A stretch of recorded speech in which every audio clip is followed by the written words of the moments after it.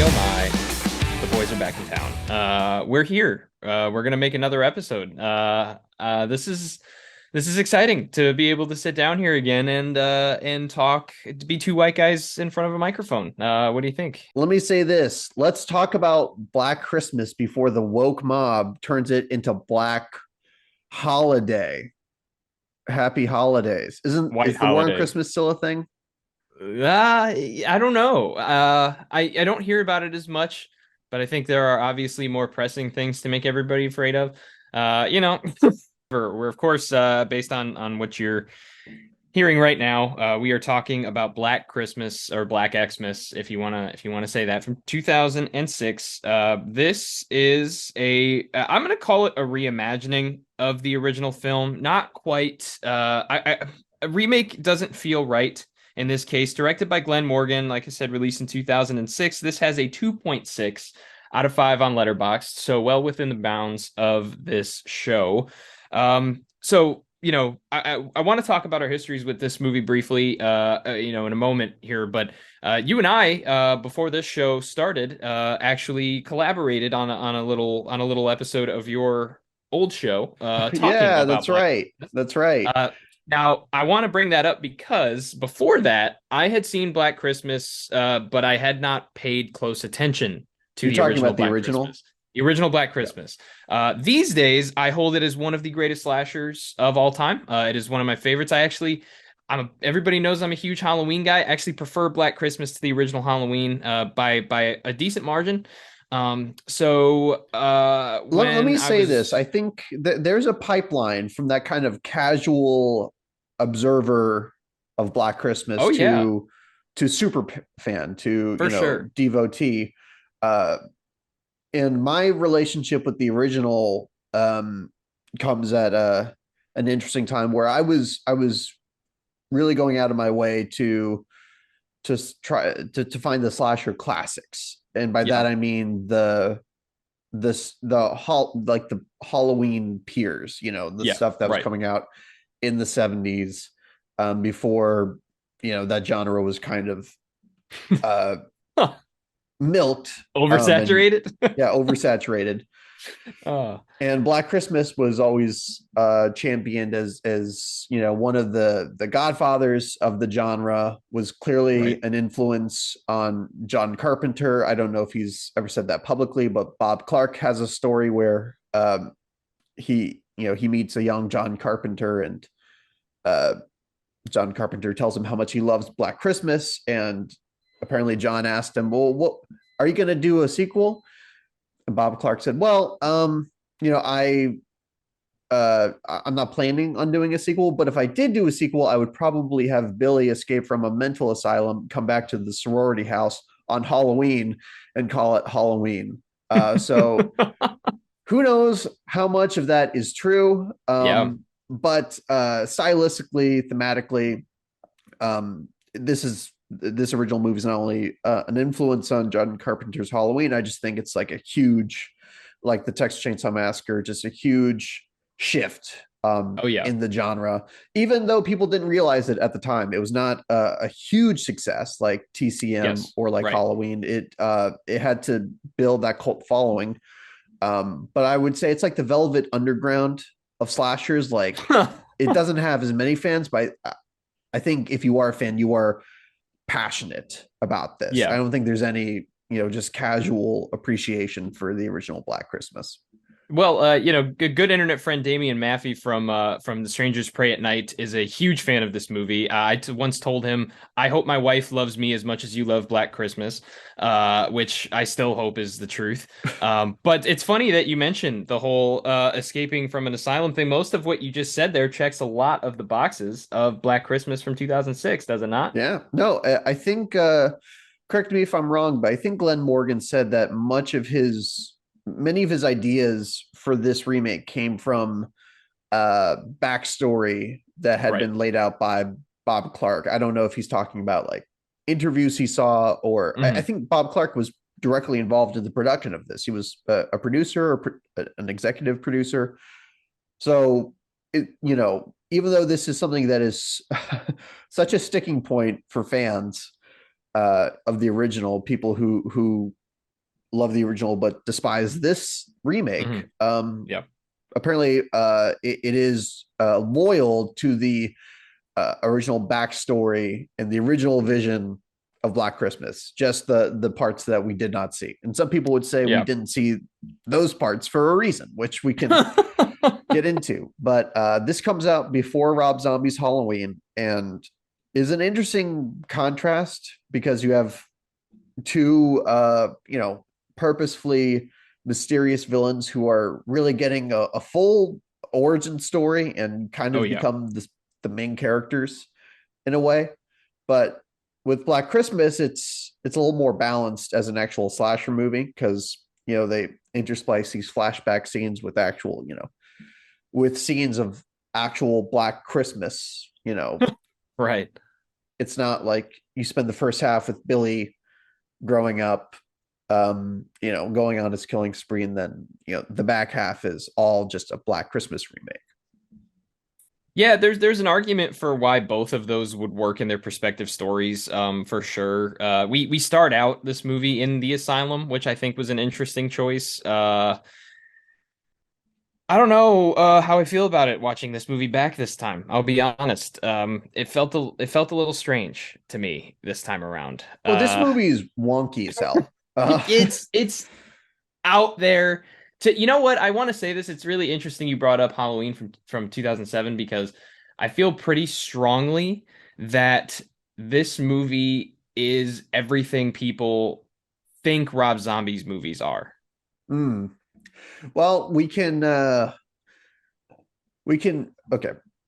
Let's take the perspective away from Rob for a second, and I think let's see where like slasher movies are by Hmm. 2006, and we are in the midst of the remake craze. Yeah. Um, Halloween, Friday, Nightmare, those haven't come out yet, so there's this kind of interesting effect where it's almost like the timeline of the original slasher movies that were coming out is being recreated because it Hmm. starts with Texas Chainsaw Massacre, and then you get um, some some other kind of like cult classics, and by that I mean like Z grade slashers getting remade. Like I don't Yeah. know how many people needed a Prom Night remake, uh, Yep. Good and then point. the big three are kind of saved for last. But in the middle of that is Black Christmas being remade by Glenn Morgan of the X Files. Do I have that right? I believe so. Yeah. Now he had made another feature before this, another remake, although one I think that's definitely held in a higher regard. He remade Willard He with did. Crispin Glover, and it did not succeed at the box office. And Glenn Morgan, when he was making this movie, said if Black Christmas didn't succeed, then he would probably never make another feature film again. And all these years later, Black Christmas is his last feature film. Uh, Now, I'm not sure how popular the original Black Christmas was at this time, like how many people wanted to see this not knowing about the original, not having seen it. I bet a lot of people saw this as just its own thing. And I think those people also rejected it at the Yeah. time. Yeah. Um, because let's compare it more to the Texas Chainsaw Massacre remake, which I think was like the kind of template that most of these remakes were trying to follow. Right. Um, and it flies in the face of the wisdom, the conventional wisdom, I think. I would say so. I would say so. I honestly like. I thought about Texas Chainsaw Massacre at the beginning quite a few times watching this Yeah. movie. It's there's some choices that are quite similar to that movie. But I want to ask you when you watch this one, do you so a lot of times remakes get accused of having let's say some ill will towards the original film. We've seen that, and not just in remakes, but readaptations of source material, first time adaptations of source material. There's this contempt that sometimes shows up. I'll be honest, like this is a different experience than the original Black Christmas. Definitively a completely different experience. Pretty much everything that they do in Black Christmas 1974, they turn on its head and do differently here. But in a way, like I know how people feel about this movie, but I don't feel it was all that disrespectful. Like I don't feel like I feel like it came more from a place of respect in this case. Like, hey, we can't do what they did originally in 1974. So let's do our own thing. Let's do the best thing that we can do. Yeah, I think the contempt for this movie doesn't really come down to how it respects the original, how it respects the lore of the original. I think it just comes down to how people think that slashers should be made, Right. and uh, and how the villains of these movies should be mythologized, and how Yep.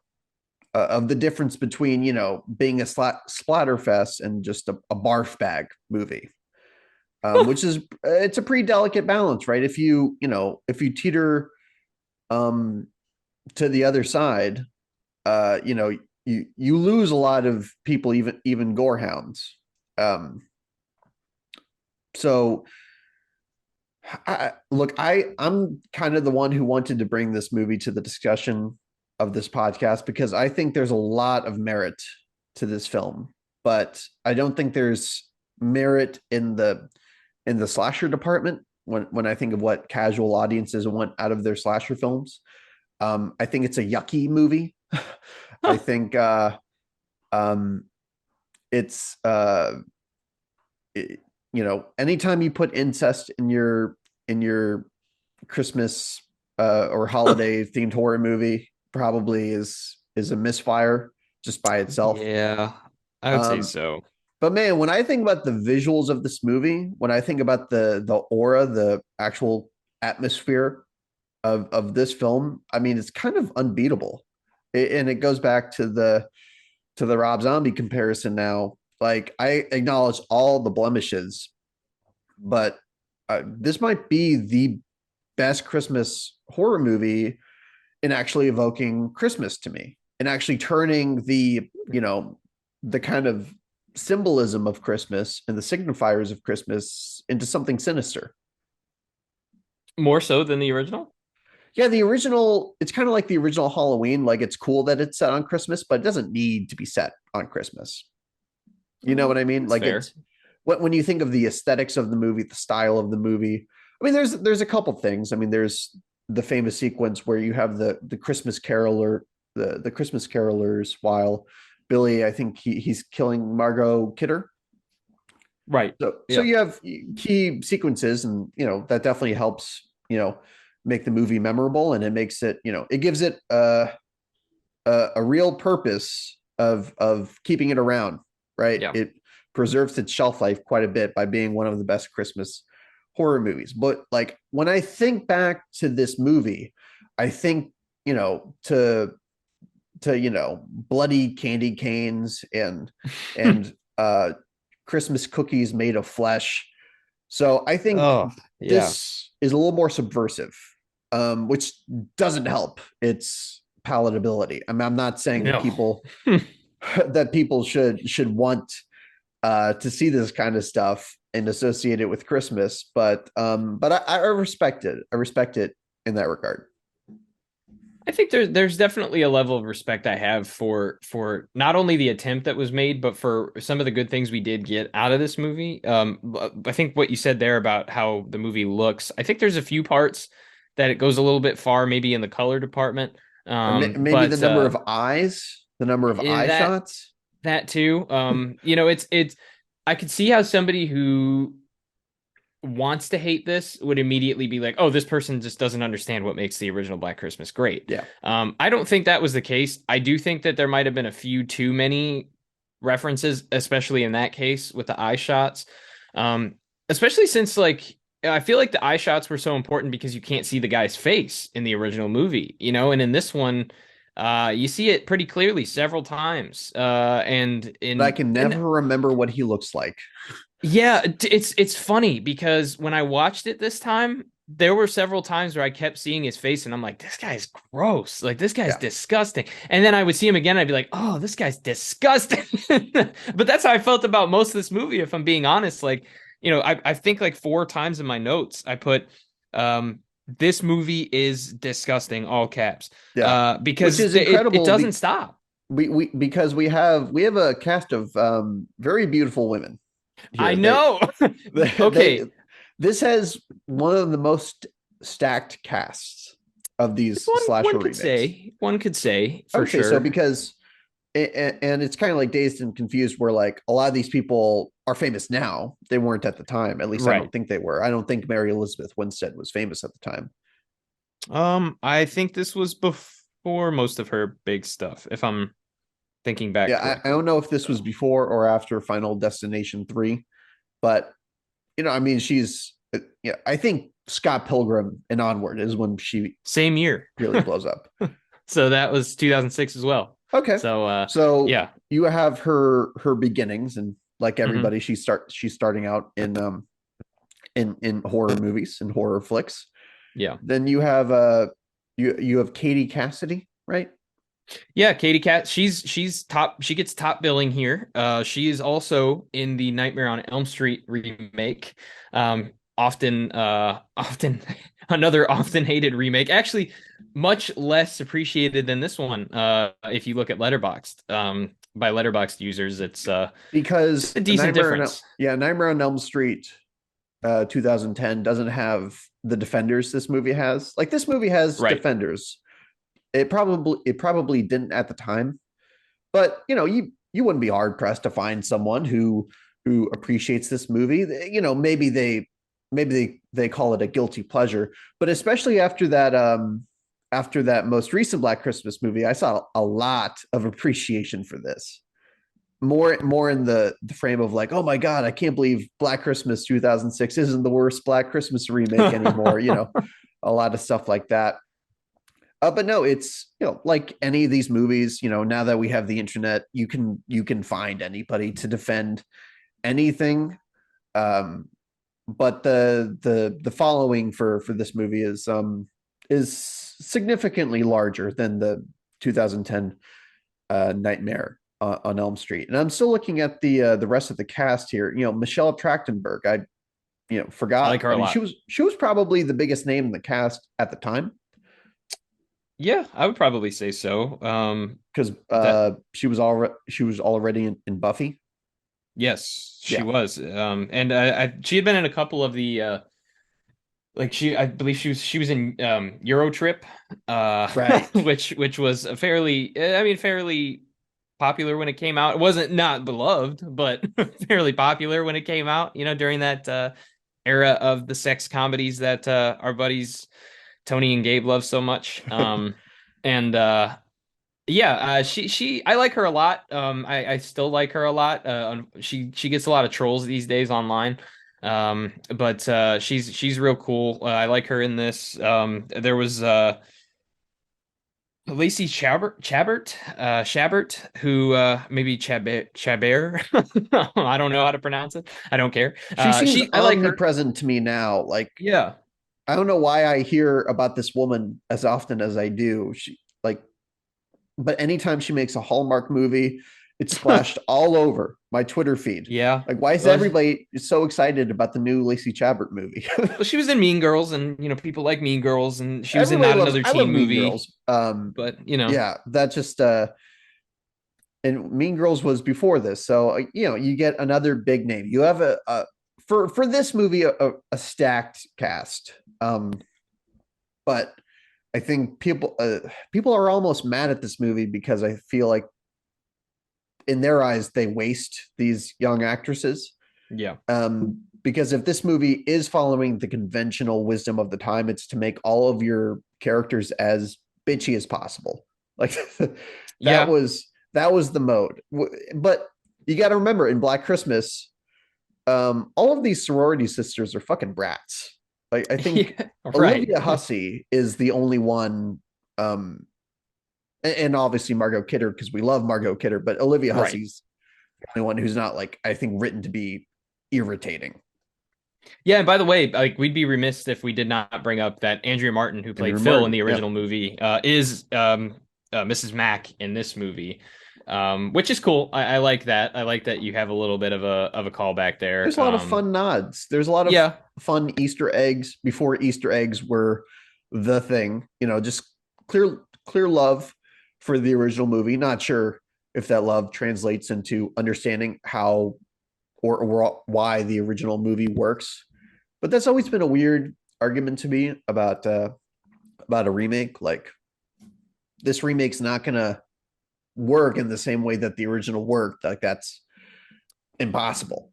it's a hard balance, I think, because like you have to be different enough to stand out. If you're just a shot for shot, nobody's going to go see it or nobody's going to care. But at the same time, if you're too different, then suddenly you don't understand what made the original great. I will defend this movie in that I believe they did understand for the most part. They just went maybe a little too far with some of the references, and they definitely went out of control with where they went for the direction of this movie, story wise.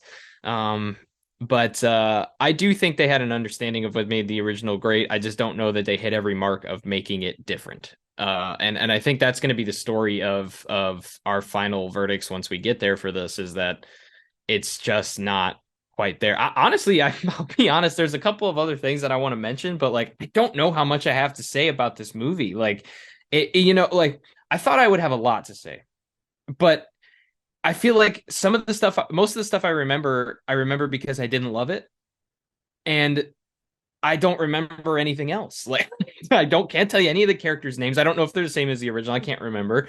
I can't remember some of the story beats. I can't remember some of the kills, but the stuff I do remember, I want to get your take on because one of them is Agnes. How do I you was just feel about to bring about her up. Like Agnes?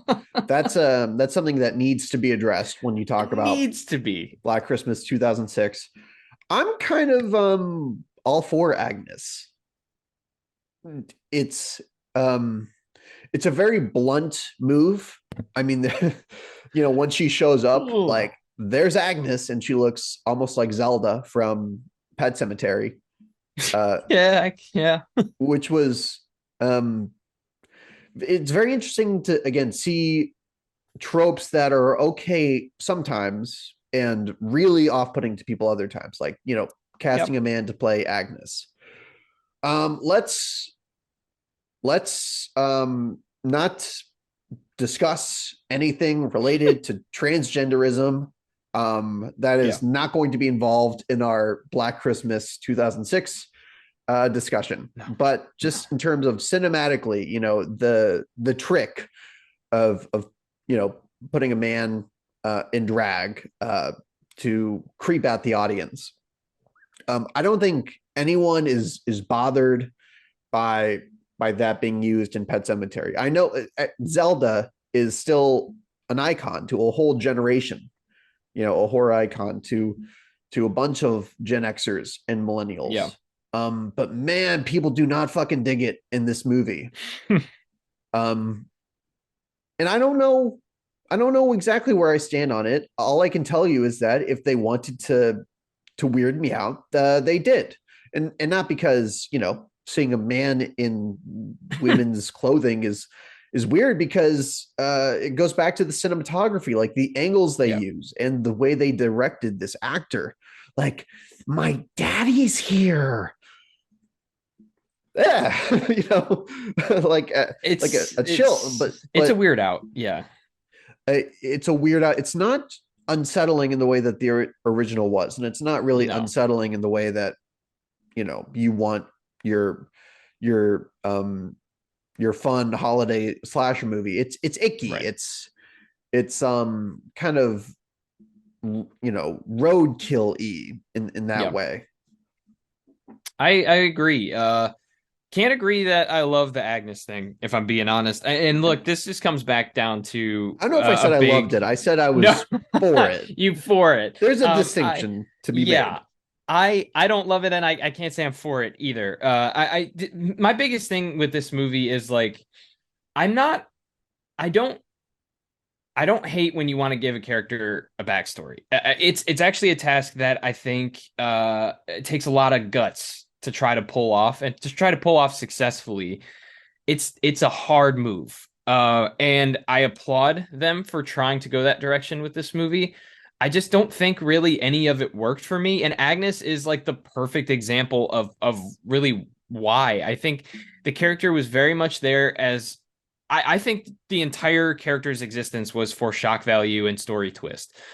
Because through much of the movie, we're just led to believe that Billy's the one that's doing the killing by himself, and everything is, that's how the story is progressing, and that's cool. And we get these story, and I do like how if you're going to do that reveal, you splice the story of what happened before throughout the movie. I think that made it work a little better because I by then think, it's fresh on your mind and it yeah, makes sense. I think But they earned it. I think I if I, it's I would something say that I so. felt like they just threw in there at the end, if they're doing this typical Black Christmas remake and then they throw in Yeah. this twist at the end, I don't know how it would have landed, but I think they earned it. I mean, the whole structure of this narrative has been reworked to earn it. Yeah. And if you don't dig it, you don't dig it. But Right. I think all of the choices that people question about this movie has a real intentionality, Yeah. has forethought, and it was a risk. It Yeah. was a gamble. I think Glenn Morgan knew perfectly well that he was taking a risk with all of this, with just the whole concept of remaking Black Christmas. But now, if this movie came out, in a timeline where the 2019 Black Christmas doesn't come out, this is the remake we get. I think this movie would be championed in the Terrifier age. I think this movie would go down pretty well. It's it's brutal. I mean, it's brutal. Well, it's not It's just brutal. It's disgusting. like It's there's a word beyond all of that I'm trying to get to. Not brutal, not even mean spirited, just gross. very. Yeah. There's no safety blanket to this movie, which is something that I think we love about holiday horror, is that there is a cozy atmosphere to it. And Yeah. I'm a huge believer in that horror movies can totally be cozy. That's something that I said about Rob Zombie's Halloween 2, um, which is kind of a baffling statement on the face of it, but I know. but I really believe I it. feel that. And I put that in print. But this movie, like it's kind of the worst because it takes things that usually make you cozy and completely violates them. Um, which is Yeah. where people get mad at this movie, and where I'm saying, like, you know what, you had the balls, no pun intended, you know, in this Agnes Black Christmas, you had the balls to go out and do that. And at a time when Uh, horror movies were getting more violent but less transgressive, I do applaud that. I applaud it for sure. There are things that I do applaud about this movie. I mean, I've said it before and I'll say it again. The guts of this movie really did surprise me. I do want to go through a few of my notes Yeah, for a certain part of this movie just to give you an idea of where my head was at yeah. when rewatching this. I said some good slasher frights. I thought that Lacey Shepard's death in this movie was actually like pretty well done as far as like a scare factor. I didn't think this movie was very scary. I actually think that the original Black Christmas, it does unsettle me and freak me out quite a bit still. The original Black Um, Christmas is up there with classic horror that still scares me.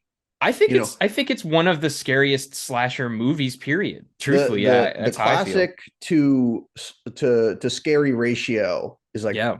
really, really strong with the original Black Christmas. I would argue that's probably something that really held it back. It was Yeah. probably something that audiences were not ready for in 1974. Yeah. To say the least.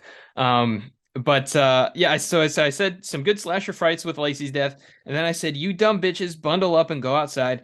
Skate kill, okay. Then dot dot dot Agnes, followed by my daddy's here for fuck's sake. then please stop showing them so much. Uh, I by the time we got to that reveal, now I want to say this before this viewing, I thought of this movie very neutral. I like to joke about it. I like to do things and sort of my feelings are so mixed right now. Like I've never come out of a viewing so confused about what I'm going to say at the end of an episode because I was so upset that I was watching what I was watching when we got to that part of the movie. And then immediately after that, we get some like genuinely creepy visuals of Billy like maneuvering in between walls and stuff. And like it looks good, it looks creepy and it's unsettling and stuff. But I feel like again, like this movie I think has a hard time balancing good story and moments with good slasher moments. And I don't think it has that struggle throughout the entire movie. I do think there are moments, especially when we get a lot of the stuff with the girls and you know their interactions in the house. I do think a lot of that works within the context of the time that it came out. But I don't know. Am I missing something? Like that whole sequence where Agnes shows up and my daddy's here and he comes like I just was like I literally probably four times just went for fuck's sake because I didn't remember it and it didn't age well for me if I'm being honest. This movie didn't get eye rolls for me. Um, it got like moments of like I wouldn't have done that, or like Was that hey, one of them? like hey man, where are you going with this? Yeah, You know, I feel definitely that. a few moments of that. Some maybe some bewilderment slash bemusement. Um, but it's funny because like I'm really attached to the original Black Christmas. Like I Yeah. cherish that movie. You would think I would be pretty protective of it. In a similar way, I'm protective of Texas Chainsaw Massacre, or how a lot of people are protective of Halloween.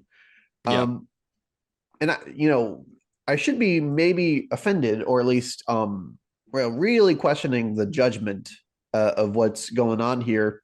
And Yeah. maybe it's because there is a clear love for the original. Maybe it's because Bob Clark put his name on this thing, so you know it's hard to say that it goes completely against the original movie's vision. I don't know.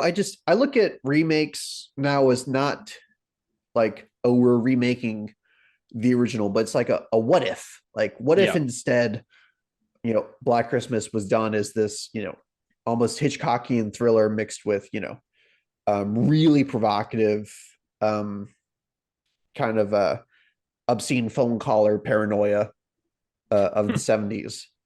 What if it was now, uh, the most depraved version of A Perverse. Christmas Story that you could possibly tell. Disgusting. Yeah. Yeah. I know we've covered a lot of stuff in this movie, and there's some stuff that I don't think we've talked about that I don't know that we need to dedicate a lot of time to, which is Let like me, the let me mom also and say something about stepfather. the kills, because this occurred to me while you were talking about it. Because I am wondering, like, why doesn't this movie get more credit for the kills? Like, I'm not big on kills. Like, that's rarely something I talk about. Yeah, Like, but I know it matters to a lot of people, it and does. on paper, it seems like this movie should be remembered pretty fondly for that. But people are not uh, keen on this movie's kills, and I think it's because the kills have too much to do with eyes, and eyes are a no go for a lot of people. I'm not going to call it a taboo, but like we all hate the idea of people poking our eye. Dude, and there's another movie that came out the same year called See No Evil, which was also about with it had a lot to do with eyes, and it was just like I don't know what 2006's obsession with eyeballs was. I think what you said there is kind of true, but I also think it doesn't do enough to be cartoonish. You know, like the Terrifier movies are kind of beloved because it's disgusting and it makes people feel sick, right? But there's this over the top nature to them to where like if my brother came to me and he has and he's got no interest in horror movies, he's got we could not be different personality wise, but he came to me and he was like, I don't really care about the first two, but I want to go see Terrifier 3. And I was like, you can go see Terrifier 3. I was like, but I was like, if you're not ready for this cartoonish over the top violence, like it's not going to appeal to you. And even though there's some like really good gore effects in the Terrifier movies, it still has that sort of disconnect that you don't, I think, get as much of in this movie. It's over the top, don't get me wrong, but it doesn't feel disconnected enough that you're like in Terrifier, you're kind of like laughing as you go, ew. In this one, you're just kind of like, oh my God. That's fucking I'm laughing now, but I laugh because that's how I feel uncomfortable.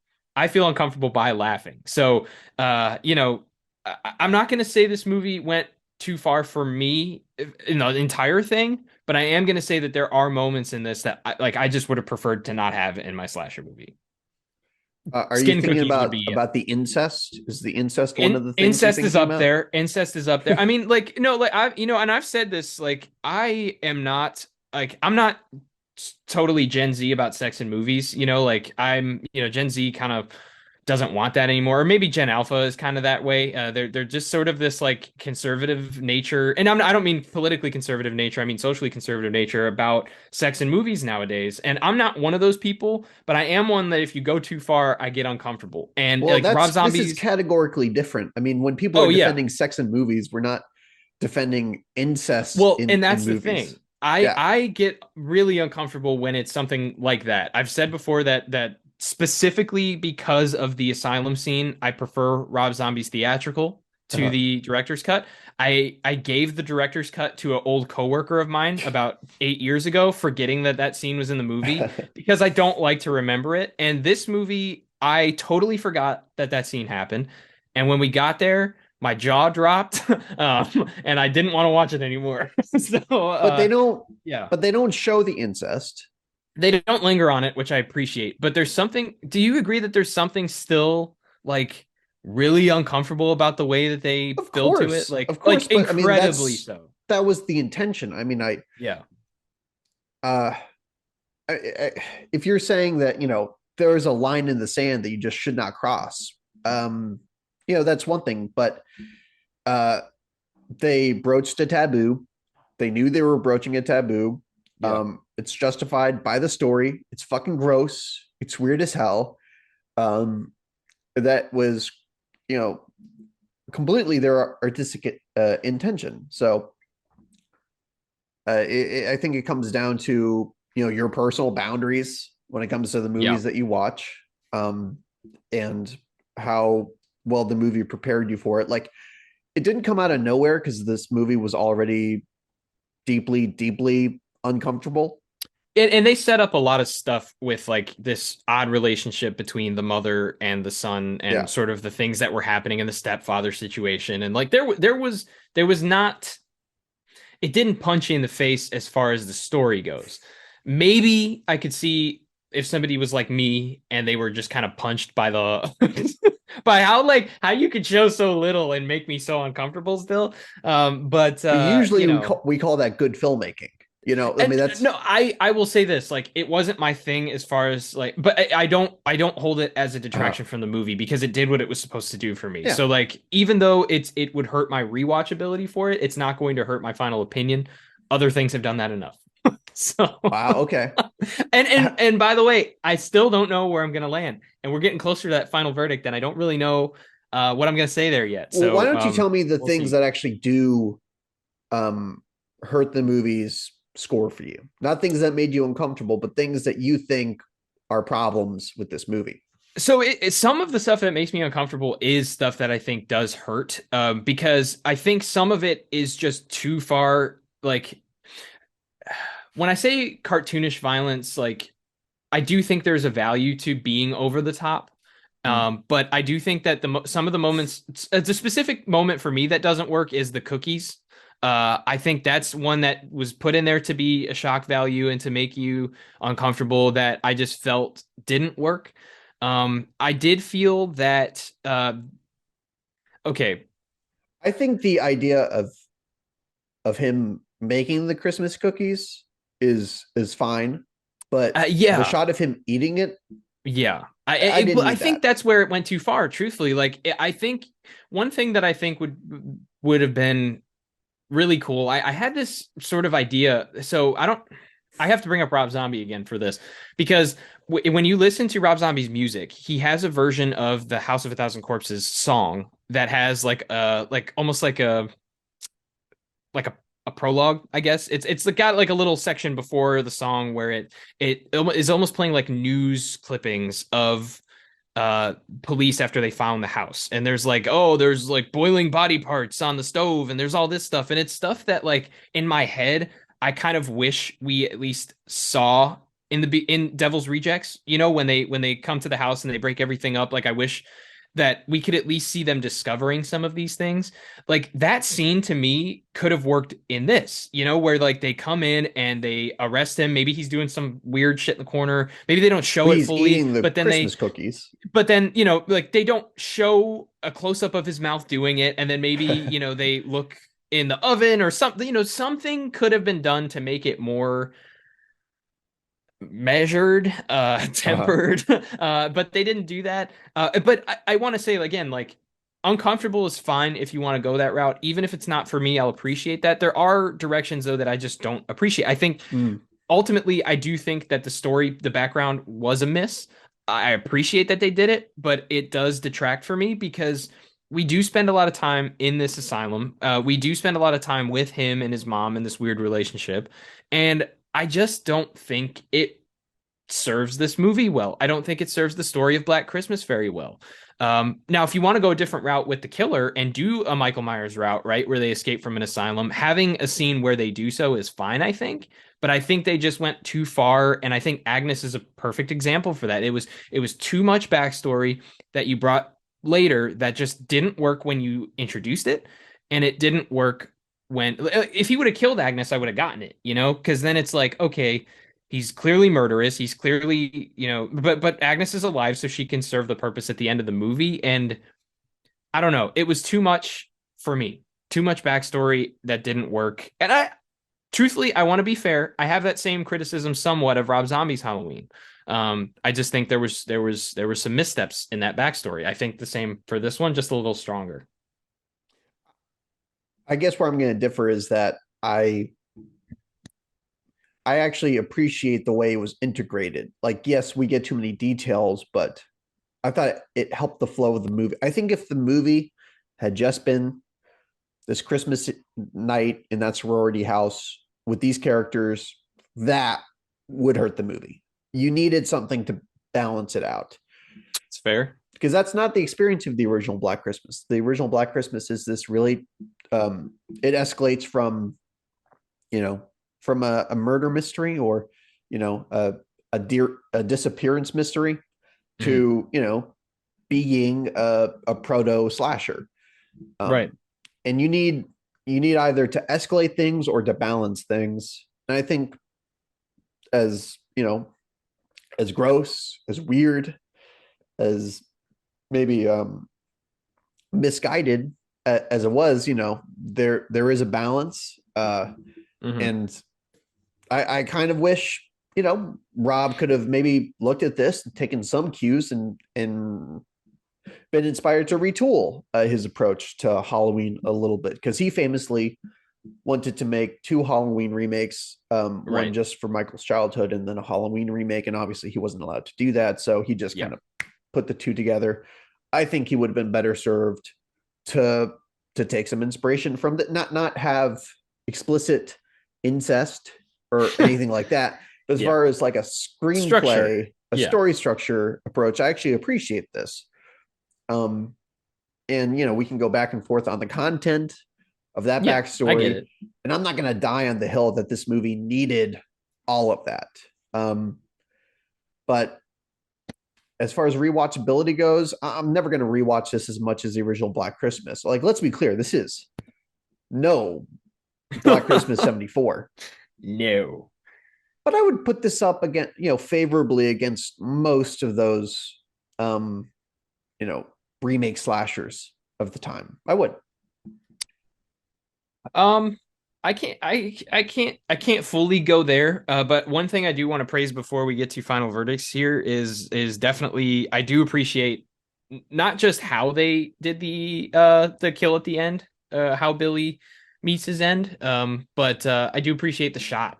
I think that's one of the most underrated things from this movie is like is the visual aspect of it. I do think there's areas where it doesn't work, where maybe they go a little far to do, up close Dutch angle on somebody, right? Like, but I do think that that ending shot of showing our main character with the light projecting the shadow of an impaled Billy on the ceiling above her is one of the best shots of 2000s horror, if I'm being honest with you. It just fully worked for me. And it took an ending that I was already kind of sour on. Like, okay, Uh, now they're loose in the hospital. Like, okay, all right, let's to okay, you know what? That was worth it. I was a little too quick to judge it. I was a little too quick to be like, all right, what the fuck are we doing here?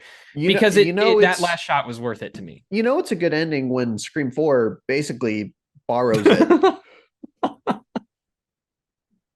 Just It's fair point. okay, I get that Scream 4 is a satire, so it's not stealing, they're Right, satirizing. right. Um, but yeah, I mean the final kill, the final beat, it's a pretty perfect note to end on.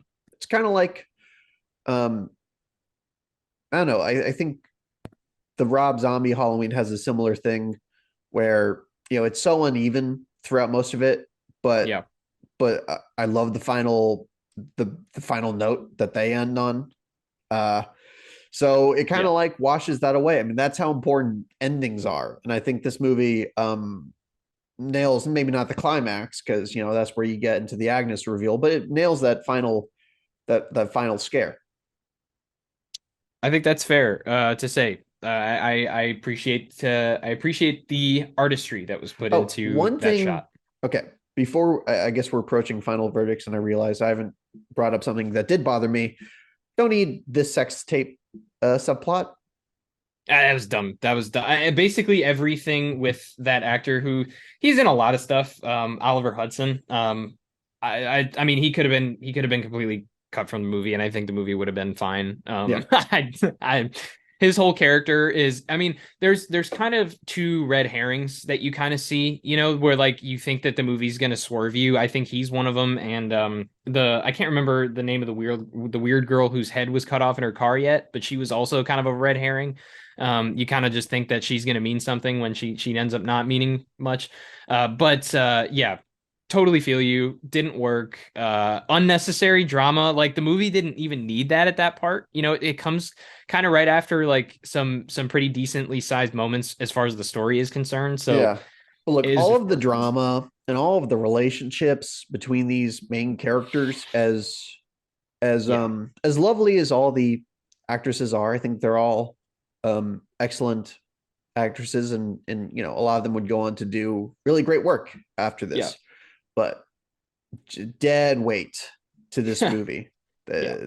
That is a hump that this movie could not cross. Is just how insufferable main characters were in movies at this time. I mean, that's got you know that goes from everything from like House of a Thousand Corpses to um, I guess the kids in the Texas Chainsaw Massacre remakes are okay, but like the Friday remake, the Nightmare remake, uh, yeah. So I don't know. Have we covered everything? Have we said all there is to be I said? think is about as much as we could. I'm sure we're missing, things that people don't like about this, but I think that opens up a nice little discussion in the comments. Hopefully, I'd love to hear what people do and don't like about this movie. But speaking of do like, I'd love to hear your final remarks, your final verdict. Yeah. So this has been an interesting discussion. A lot of times I'm not exactly sure um, how the discussion will go and Yeah, what my role in the discussion will be. And in this case, I turned out to be more on the defense of the movie. Like I turned out, I guess, to want to defend it, right. or found more things to praise than I was expecting. Um, Look, this is not a classic in its own right. It's not a hidden gem. I'm not shocked that you know people rejected this en masse, and Right. I would be surprised if this had the reputation of a Texas Chainsaw Massacre, because there's Texas Chainsaw Massacre remake. I mean, because there's no Right. wide appeal, even in the horror fandom, that this movie can offer. But what I appreciate and why I think this movie kind of needed to come out in 2006, is it was actually a transgressive movie, uh, in a time where I thought the horror genre again, it was getting violent again. It was getting mean spirited again. This is after Saw, Hostel, Devil's Rejects, but with rare exception, I feel like slashers still had lost their transgressive identity. Going back to Black Christmas, it's not just Right. creepy and unsettling. I mean, it's a provocative movie. The main subplot of that film is a young woman wanting to get an abortion, and this is like 2 years after Roe v. Wade is passed. And that that adds something more substantial to the discourse than what this movie has to offer, but it still broached taboos, um, and took some big fucking swings in the story department and thematically. I think it earned most of its more controversial elements, and I love when a film can do that, when it can earn that and not just employ them for shock value. Um, and again, I think this might be actually the best horror Christmas movie insofar as subverting Christmas and taking the iconography of Christmas and turning it into something sinister. And that's not something that I need all of my Christmas horror movies to do, but I need at least one to do that. Um, so this movie has its place. That's my main defense of it. It has its place. I'm glad it exists, and if I'm to watch any Black Christmas remake, I'm going to watch this one. So yeah, I guess I come down to, it's an actually good. It's Oh, it's a hair above, not that bad. okay. Good to hear. Glad you'll land on that side here. Feel a little less bad for my criticisms now that you said that.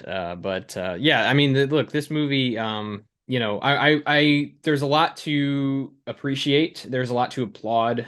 Definitely love the guts and the visuals there, but and the blood and guts. Truthfully, I think it's done pretty well. But ultimately, it wasn't enough for me this time. I will come down on that. This movie is that bad. I think a 2.6 is a fair rating for it. I don't think it deserves hatred, like so many kind of throw at it, but I feel that way about most movies that I don't like. I don't see myself rewatching this soon, but I don't think it's one that I would never rewatch again. I think I could give it another shot, but see if some of the things land a little better. But for now, I think landing on it's that bad. I think a 2.6 is fair. I think I'll when I rate this on Letterboxd, I think I'll give it about a 2.5. So I think that's fair in my mind. And I would probably give it a 3. Okay. Yeah, Yeah. that's fair. But I will say it's pretty commendable that I'm coming out for it at all, when it's playing around with one of my favorite horror movies, and Yeah, taking a lot of liberties while doing it. So you got to grade it on a curve that way. When you think right. of how bad this movie could have been, it's a great film. It's an accomplishment. Right. Right. But as a standalone, you know, movie watching experience, it squeaks by with an endorsement from me. Right. I feel that. I feel that 100%. It's yeah, I'll say this too, and I want to be clear about this. Like, Christmas horror is kind of limited for me. I Mm. prefer the more wholesome Christmas experience. I just had a lot of good Christmases when I was a kid, so when I think of Christmas, I like to think of the happier stuff. But that's still I do think that there's a value for this movie for some. I just don't think it reached quite where it needed to for me. And that's I still recommend that people check it out if they can stomach it. Well, for me, all of my Christmases have been defined by me being terrorized by a faceless killer. So this movie really Yeah, that's resonated very fair. with me. Yeah, that's No, that's my very fair. Christmases were nothing like this movie. Let's put that on I the hope record. so. Yeah. I hope so. There'd be some therapy needed there, I think, if it was anything like that. All right. But okay, thanks again for everyone who is joining us again. We haven't recorded in a little bit, so it is really nice to be back in the saddle. And Yes. if you wish that we were talking about a more wholesome Christmas movie to celebrate the holidays, well, I think you'll enjoy our next discussion about a very, very different kind of Christmas movie. Incredible. It could. I don't think it could be any more different. To be Although, honest. ironically, it might be as upsetting to me as this was to you. So we'll see how it holds up. I will. I'm happy and excited to see how that goes. In the meantime, folks, again, hope you enjoyed this episode. Leave a like, leave a comment, share it with a friend if you'd like. That would be great support. But if you'd like to support us even further, thatbadmedia.com or patreon.com/thatbadmedia, where we have a ton of perks and exciting opportunities for you to support That Bad Media and all of our current and future endeavors. Again, thank you for checking out the episode. And Mr. Tice, would you take us out, my friend? Well, happy holidays to everyone. Um, you know, it's been a weird year. It's been a long, weird year. We're coming to Yeah. the end, and it's gonna be nice to reminisce and to settle into the holiday season. So I hope you guys join us for that. Yeah. And yeah, we look forward to the start of the new year. But Very. until then, this is Gabe.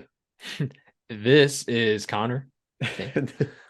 And this is not that bad media slash no, this is not that bad slash that bad media. Signing out until we change our names again or add a third name or whatever we do.